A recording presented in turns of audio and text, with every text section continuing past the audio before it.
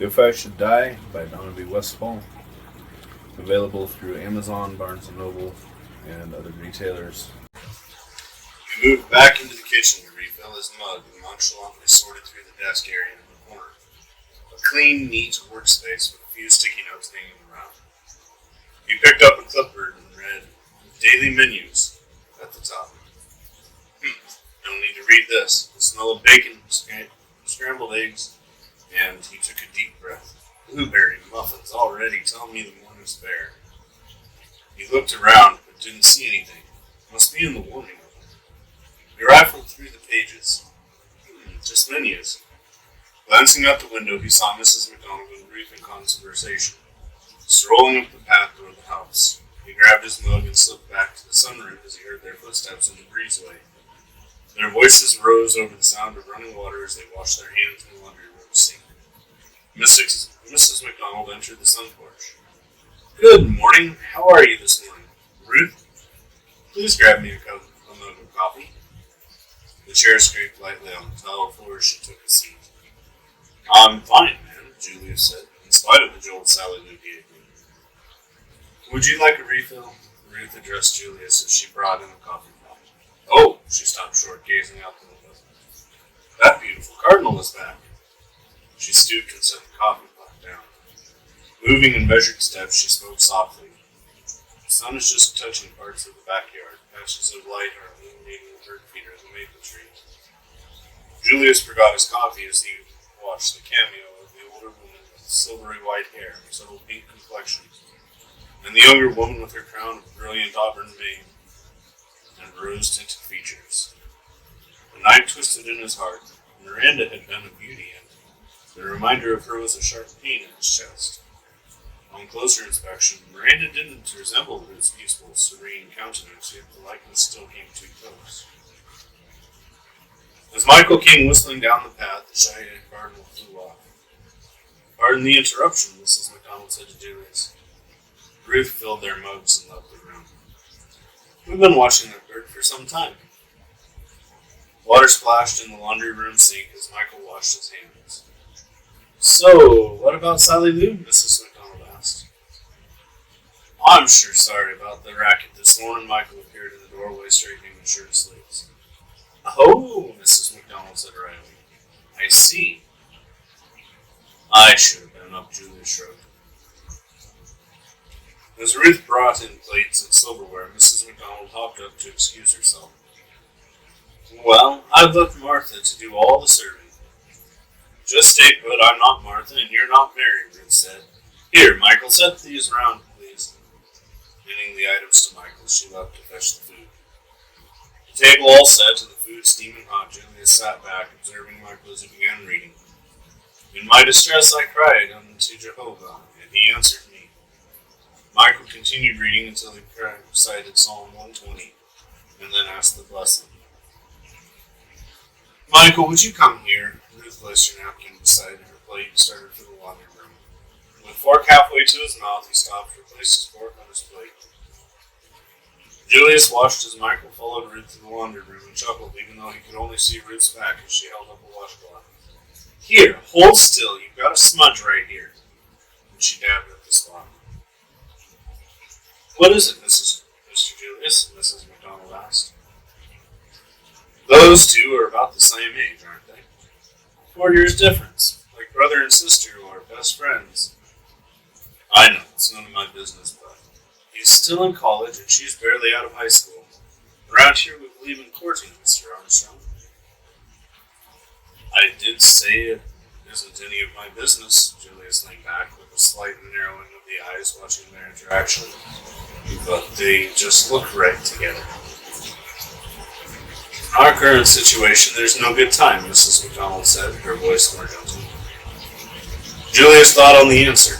What was their current situation? And what did she mean? He waited as the pair returned to the table.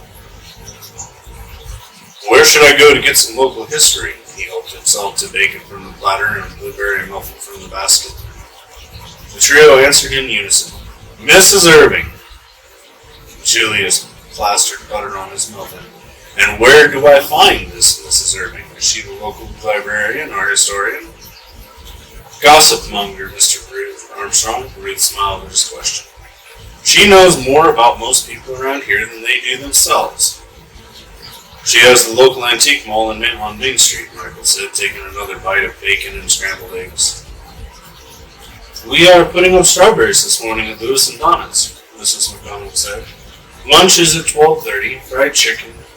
Donna's fried chicken is superb, you don't want to miss it. When Mrs. Irving lets you go, come on over. She took a sip of coffee. Julius looked at his watch. 7:20. What time does the antique mall open? 8:30. You have about an hour. Michael drained his coffee cup and pushed back from the table. And I better get snapping. Places to go, things to do.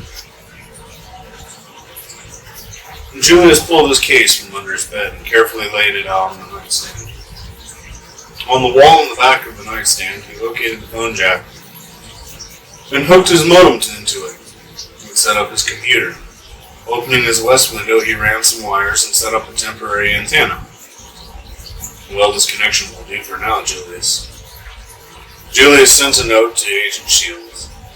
Iron in the fire. Shields will let Junko know I'm alright, and I should get a response by tonight. He hit a second button and the computer started running information from Director Meyer. The message came up. We may need you to fly into Chicago. Concerning the group, here's the dossier.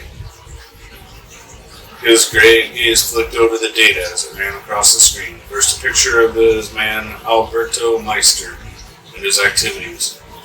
Okay, drugs, murder, theft, human trafficking, and... He lifted an eyebrow and with a quick glance scanned the growing list.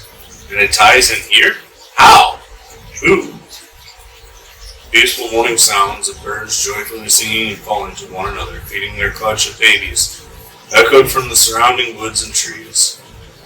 How would someone with a rap sheet like that hide in here? Good night.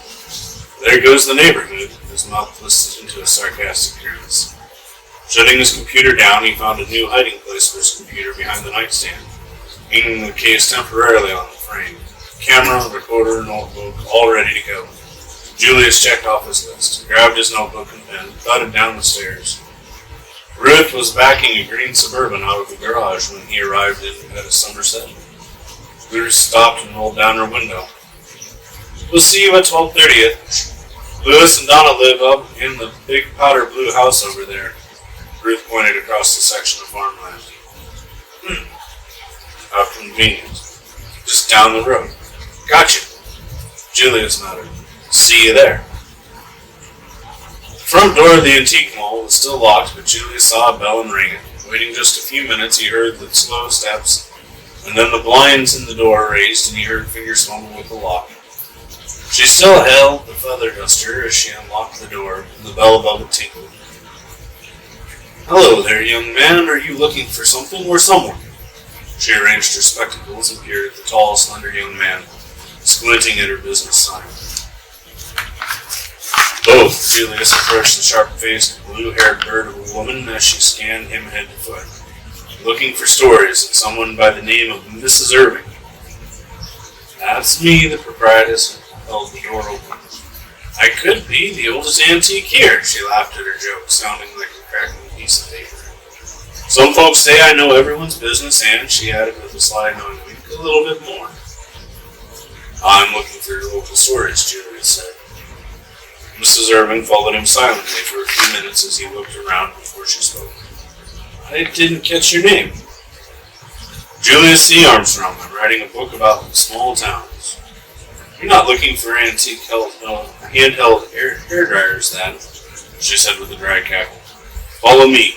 Mrs. Irving's shoes made a dull thudding noise on the uneven wooden floorboards as they wound through the aisles. I have a display here at the back you might be interested in.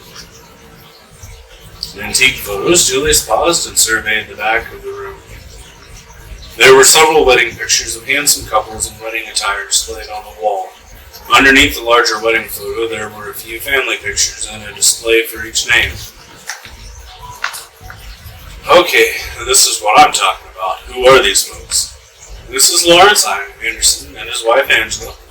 This one over here, she moved to another section of the display, is Olin Christensen and his wife Eleni.